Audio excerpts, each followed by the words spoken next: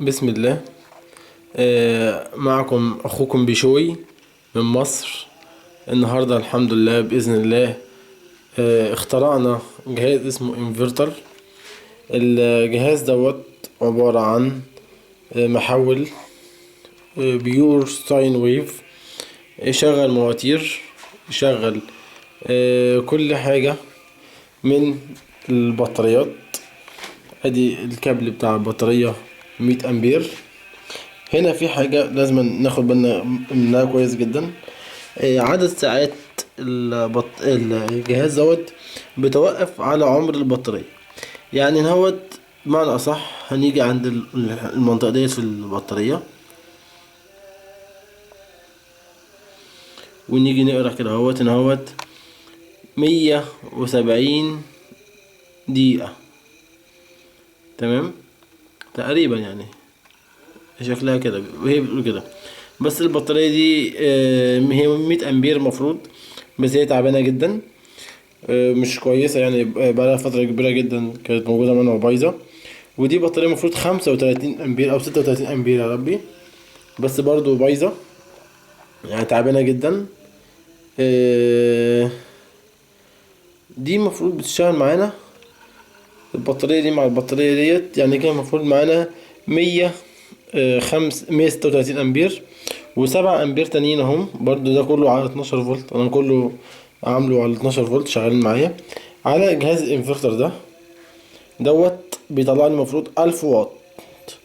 1000 واط دوت يعني 1 كيلو. مشغل لي ايه بقى ال1000 واط دول؟ ادي هنا اهوت، ادي الفيشه بتاعت المشترك. نمشي واحده واحده مع بعضينا. ادي فيشه المشترك اهي، ادي فيشه المشترك. ايه بقى اللي شغال على فيشه المشترك؟ ادي الايباد بيشحن،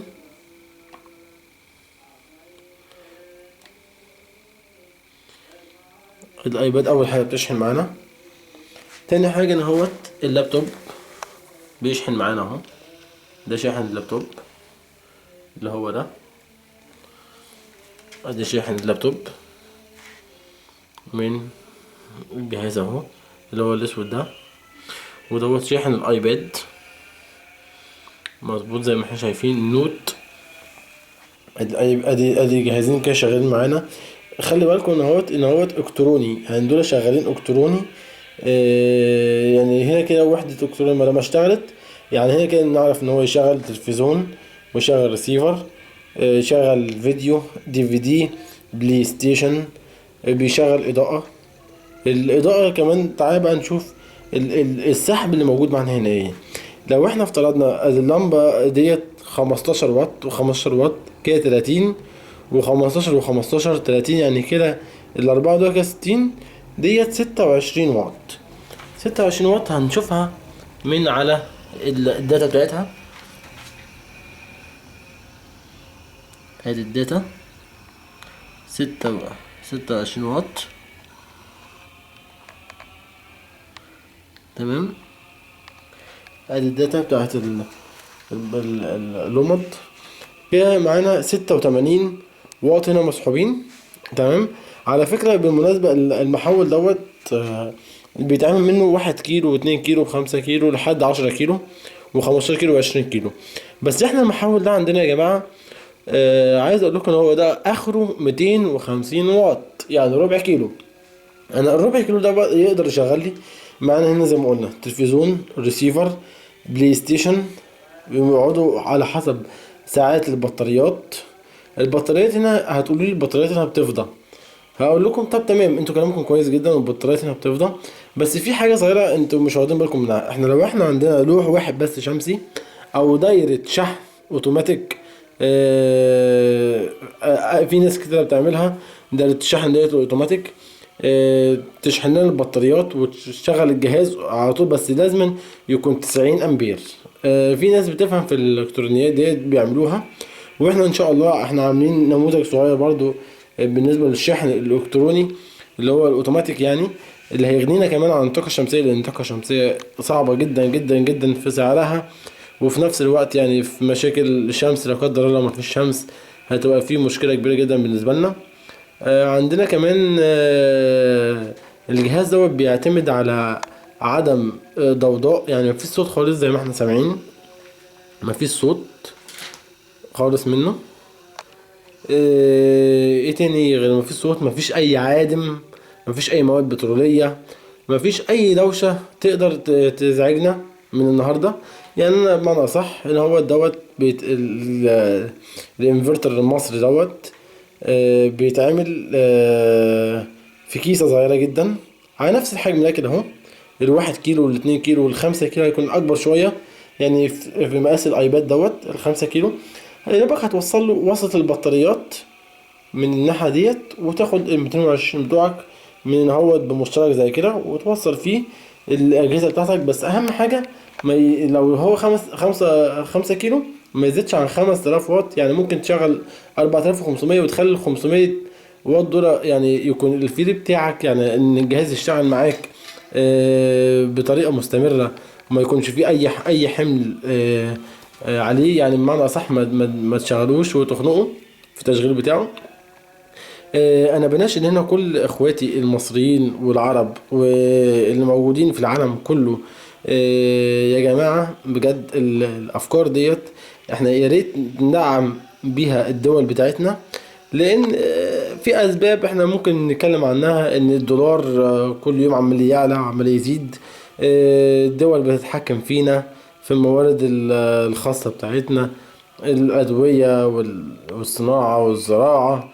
وده كله بيجي للأسف على صحة أولادنا وصحة الناس الكبيرة.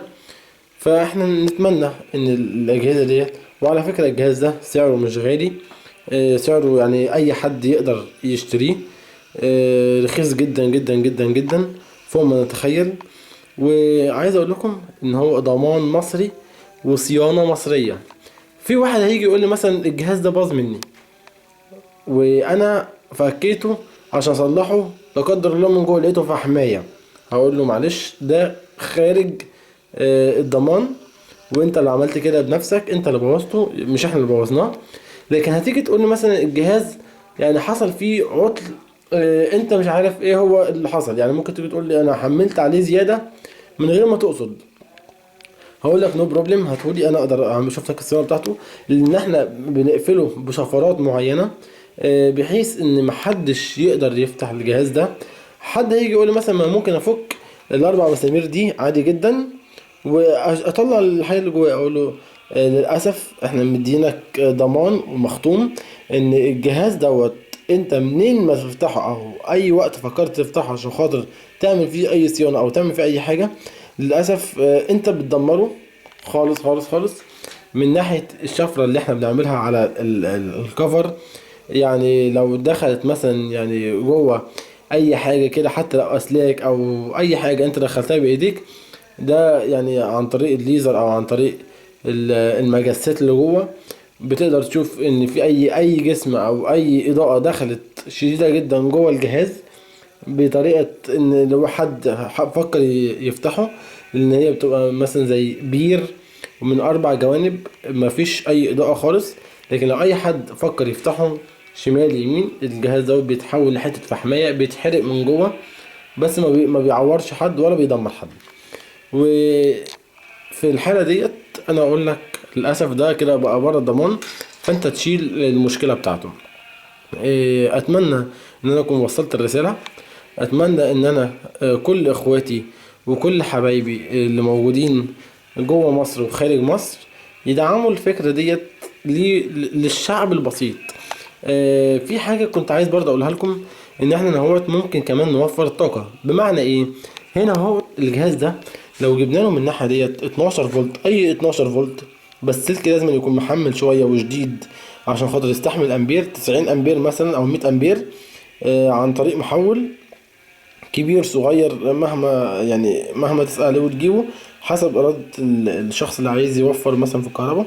هيوصل ال 12 فولت من الجهاز من الخلف بأمبير عالي من كهرباء الحكومة العادية جدا.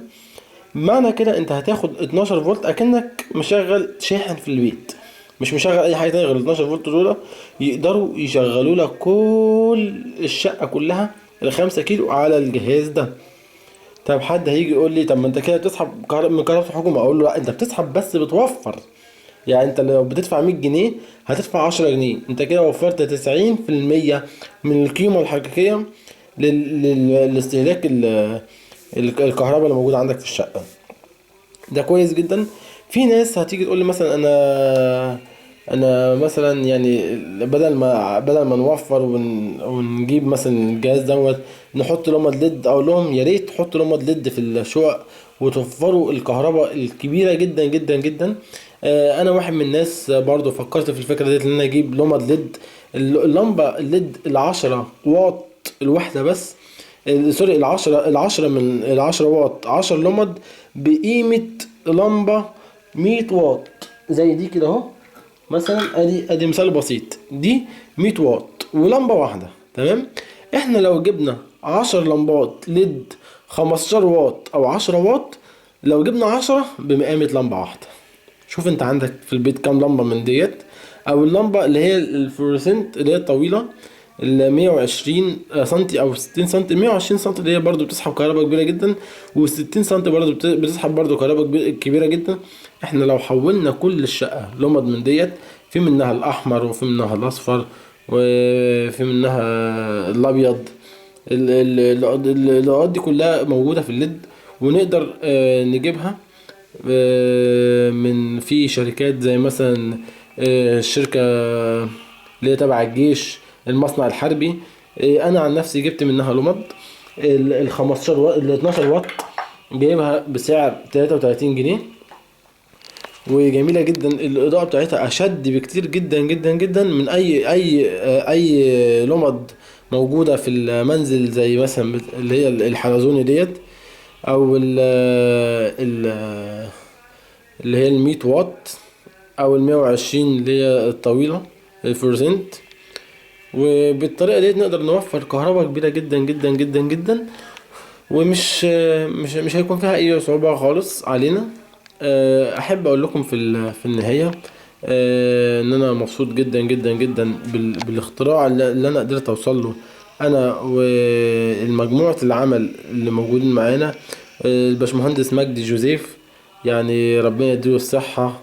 على قد ما هو يعني احنا دعمنا الفكرة وادينا الافكار، على قد ما هو تعب معانا وابتدينا نشتغل وابتدينا ننتج ان شاء الله الاجهزة ديت. وبالعكس يعني دي ما فيش اي خطورة منها خالص على المنزل. ونتمنى ان شاء الله باذن الله الفكرة دي تبقى عامة لكل الناس. برضه عشان محدش يقول لي انت موصل كهرباء من اي مكان تاني.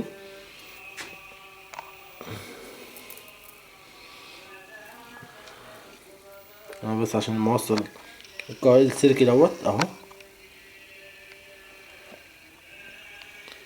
السلك اهو.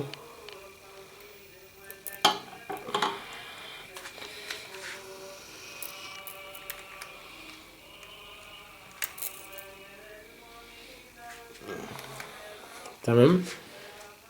زي ما بقول لكم يا ريت بجد يعني الناس كلها تنتبه للاختراعات المصرية، اللي احنا كل يومين والتاني بنشوف مخترعين كتير جدا جدا جدا من جوه مصر بيطلعوا برا مصر وبيعملوا الاختراعات بتاعتهم. فنتمنى ان احنا نشوف الاختراعات ديت موجودة عندنا اهوت وتتنفذ بإذن الله.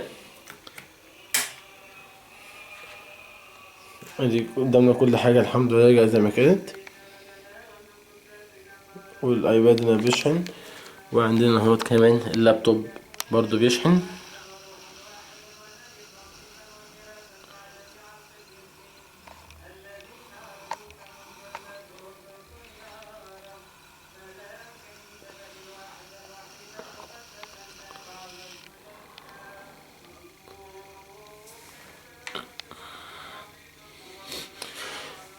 ومفيش اي اسلاك حوالين الترابيزه اهي زي ما احنا شايفين كده اهو. عشان بس لو حد يجي يقول لي انت حاطط اسلاك شمال حاطط اسلاك يمين. وهنحط كمان رقم التليفون على الفيديو لعل وعسى ان اي حد يجي يقول لنا احنا احنا لاعبين في الفيديو عم موصلين شمال يمين.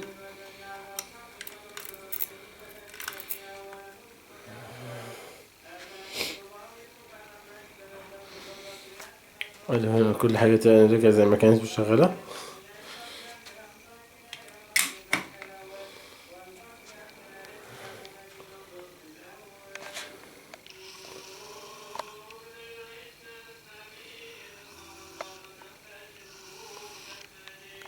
تمام، ادي كل حاجة رجعت تاني زي ما كانت، وبنفس الإضاءة القوية جدا جدا جدا.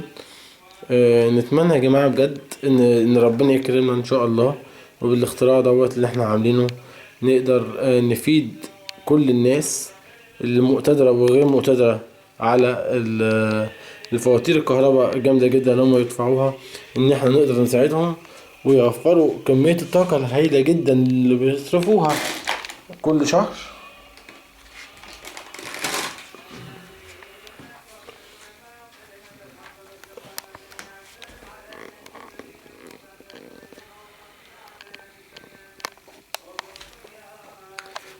كان معكم أخوكم بشوي، وحياكم الله.